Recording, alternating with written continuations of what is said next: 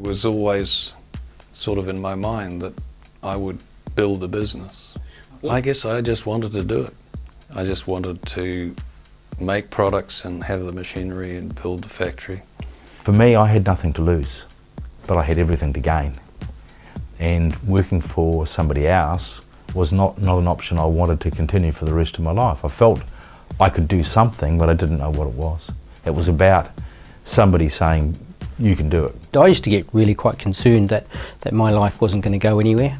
Every morning I'd pick up the phone, I'd look at the jobs in the paper and see if there was anything that was suitable for me every day for probably the first 2 years. I was again convinced we were heading in the right direction. There was a market there and we had the skills and the machinery to exploit that market. You know, I didn't do budgets or anything else. I just said, this is what I want to do. How can I go about it?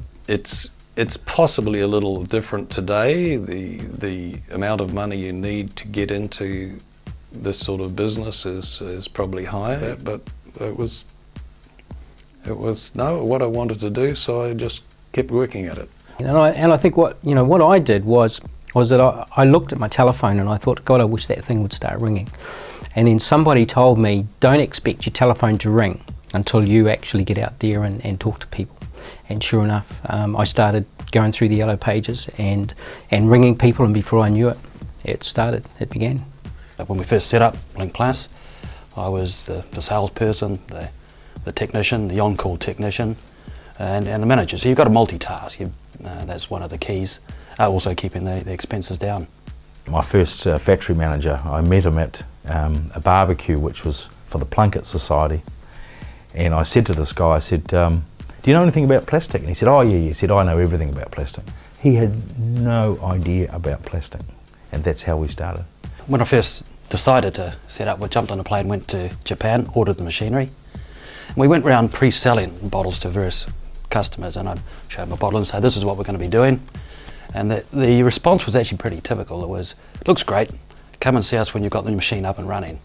So literally we had to land the machine and get it running with no sales.